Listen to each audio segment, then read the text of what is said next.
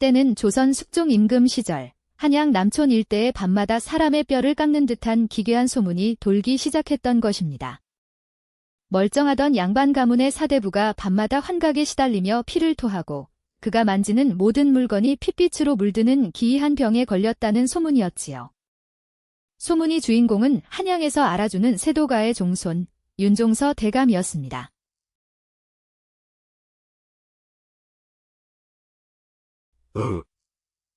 오지 마라. 제발 내게서 떠나가거라. 내 놈이 정녕 내 목숨을 거두어 가려는 것이냐.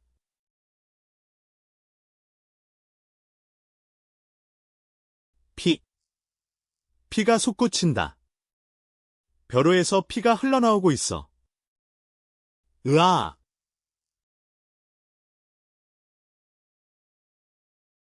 하하. 억울하도다. 내 억울한 원한을 어찌 씻으란 말인가? 멀쩡하던 선비가 왜 하루아침에 희대의 미치광이가 되어 핏빛 벼루를 보며 비명을 지르게 된 것일까요? 그리고 그가 거주하던 고택 아래 깊은 땅 속에는 대체 어떤 참혹한 비밀이 묻혀 있었던 것일까요? 오늘 들려드릴 이야기는 욕망과 죄악, 그리고 죽어서도 꺼지지 않은 한 여인의 서슬푸른 원한에 관한 이야기입니다.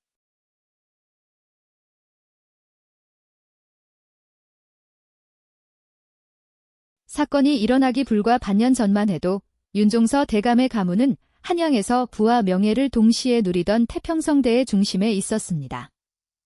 윤 대감은 조정의 요직을 두루 거친 인물로 겉으로는 누구보다 청렴하고 인자한 선비로 소문이 자문했지요.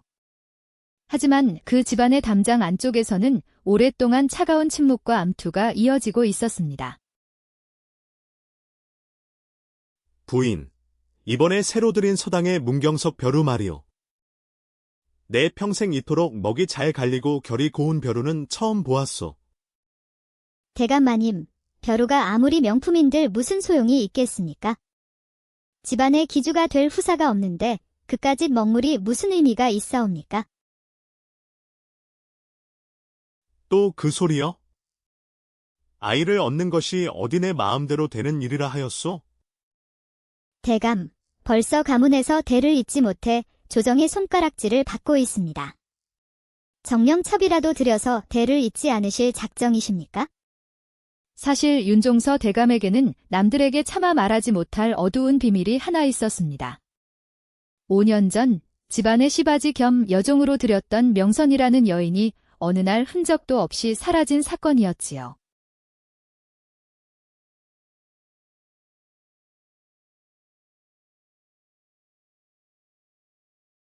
대감마님, 제발 저를 버리지 마십시오.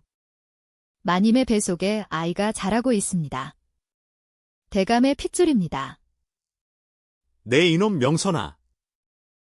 감히 벼슬길에 오를 내 앞길을 망치려 드느냐. 부인이 알면 온 집안이 뒤집어질 터. 내 놈의 입을 찢어서라도 조용히 시킬 것이다. 대감, 가문과 출세를 위해 저와 아이를 버리시겠다는 말씀입니까? 이 한과 원통함은 죽어서도 잊지 않을 것입니다. 억울합니다. 당시 윤종서는 자신의 정치적 입지와 부인의 가문에서 오는 영향력을 잃지 않기 위해 아이를 임신한 여종 명선을 조용히 처리해버렸던 것입니다. 동네 사람들에게는 명선이가 야반도주를 했다고 소문을 냈고 사건은 그렇게 완벽하게 묻힌 듯 했습니다. 그러나 사람의 눈은 속여도 하늘의 눈과 땅의 기억은 속일 수 없었던 모양입니다.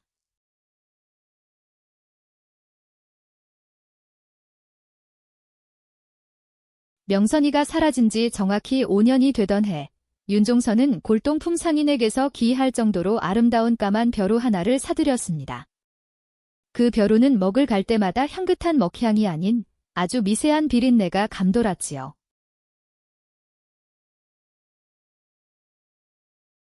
이상하구나. 먹을 갈수록 손끝이 얼음처럼 차가워지는구나. 그리고 이 비린내는 대체 어디서 나는 것인가?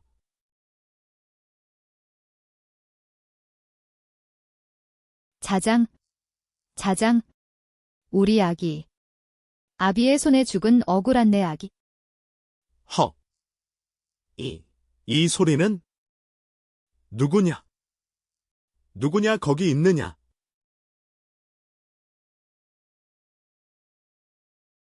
촛불이 꺼짐과 동시에 윤종서의 귀에는 환청이 아닌 또렷한 여인의 음성이 들려왔습니다. 바로 5년 전 자신이 잔인하게 매장했던 여종, 명선의 목소리였습니다.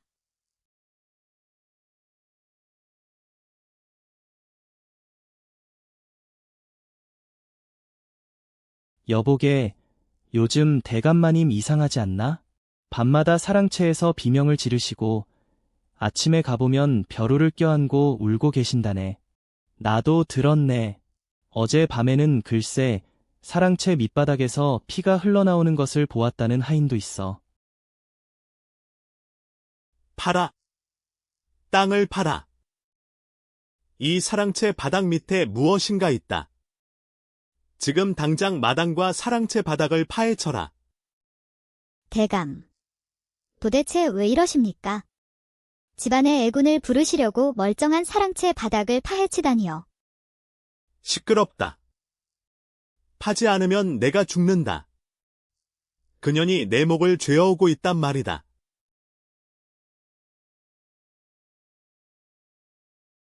윤종서의 광기 어린 명령의 하인들은 사랑채 마루를 걷어내고 깊은 땅속을 파내려가기 시작했습니다. 땅을 파내려갈수록 마당 전체에 기이하고 지독한 썩은 냄새와 비린내가 진동하기 시작했지요. 그리고 삽 끝에 딱딱한 무언가가 걸려 나왔습니다.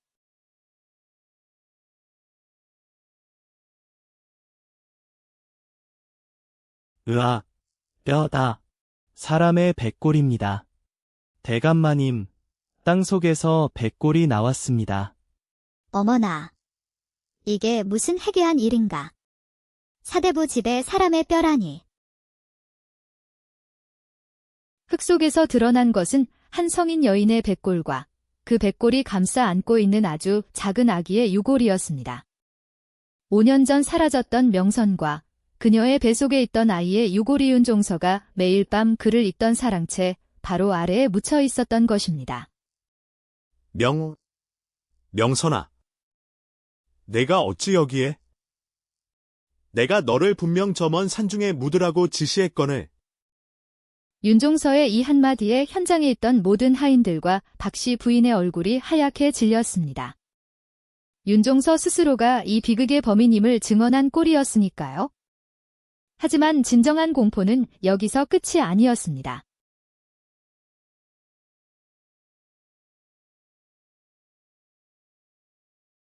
윤종서의 손에 쥐어져 있던 벼루가 반으로 쪼개지며 그 안에서 검붉은 피가 마치 폭포수처럼 쏟아져 내리기 시작했습니다.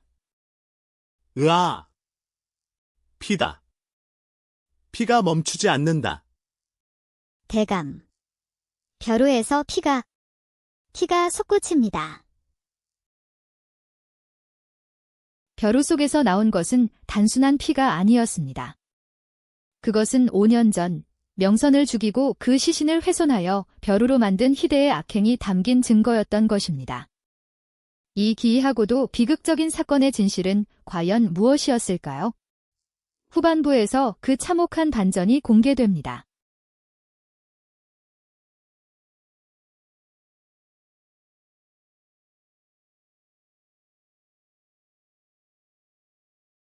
한양 한복판, 사대부의 집마당에서 임신한 여인의 백골이 발견되었다는 소식은 즉시 한성부에 보고되었습니다. 사건의 중대함을 인지한 한성부 판관이 직접 포졸들을 끌고 윤종서의 고택으로 들이닥쳤지요. 윤종서, 감히 사대부의 탈을 쓰고 가련한 여인과 핏덩이를 살해하여 집마당에 암매장했단 말이냐. 이 백골과 피 뿜는 벼루의 정체가 무엇인지 당장 사실대로 고하라. 허.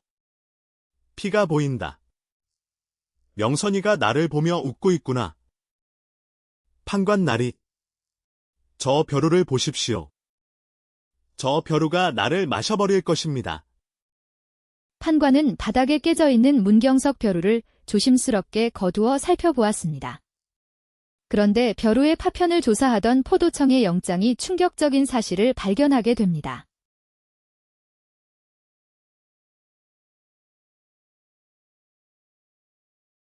삿도, 이 벼루는 단순한 돌로 만든 것이 아닙니다. 돌 입자 사이사이에 사람의 뼈 가루와 말린 피가 섞여 반죽되어 만들어진 벼루입니다. 무엇이라? 사람의 뼈 가루로 벼루를 만들었다고. 놀랍게도 윤종서가 그토록 애지중지하며 매일 밤 먹을 갈던 명품 벼루는 5년 전 죽은 여종 명선의 뼈를 가루로 만들어 진흙과 섞어 구워낸 진골 벼루였던 것입니다. 대체 누가, 무슨 이유로 이런 끔찍한 벼루를 만들어 윤종서에게 전달했던 것일까요? 사건은 윤종서 혼자만의 죄악이 아닌 가문 내부의 더 거대한 음모로 이어지고 있었습니다.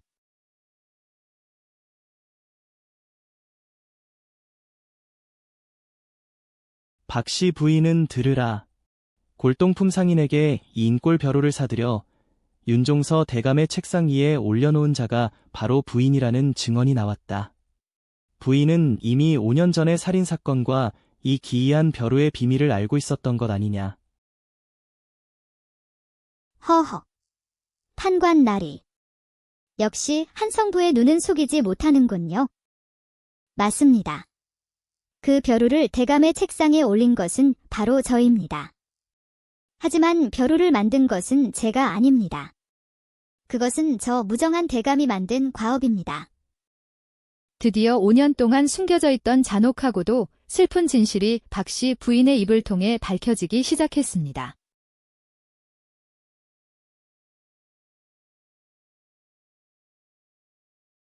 (5년) 전 대감은 가문의 명예와 조정에서의 입지가 두려워 아이를 가진 명선이를 밀실에 가두었습니다.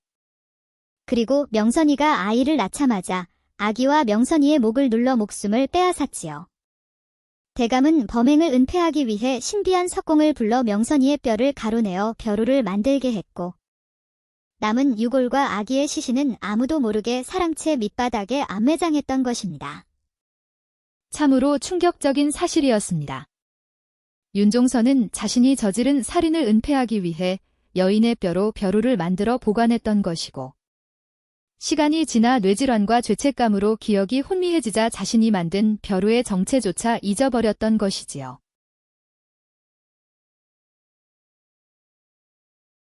저는 지하실에서 그 모든 과정을 똑똑히 보았습니다. 대감은 자신의 출세를 위해 무고한 생명들을 짓밟았고 저마저 무능한 여편네로 취급하며 평생을 괴롭혔습니다. 그래서 저는 대감이 감추어둔 그 인골 벼루를 찾아내어 대감의 눈앞에 다시 가져다 놓은 것입니다. 죽은 명선이의 원혼이 대감의 영혼을 파먹어 스스로 죄를 고백하게 만들 때까지 기다리면서 말입니다. 윤종서의 탐욕과 잔혹함, 그리고 그것을 지켜보며 복수의 칼날을 갈았던 부인 박씨의 냉혹함이 만들어낸 비극이었던 것입니다.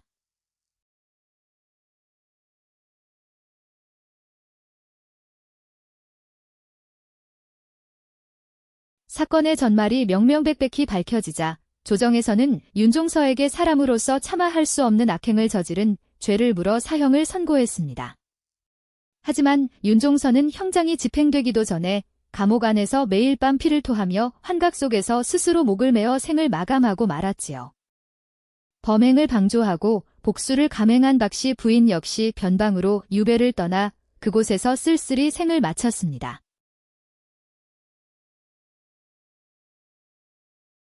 한성부에서는 사랑채 밑에서 나온 명선과 그녀의 어린 아기의 유골을 수습하여 양지 바른 산기슭에 정성껏 묻어주고 넋을 기리는 굿을 벌여주었습니다. 지독했던 인골 벼루의 비린내도 그제서야 거짓말처럼 한양 남촌에서 사라졌다고 전해집니다.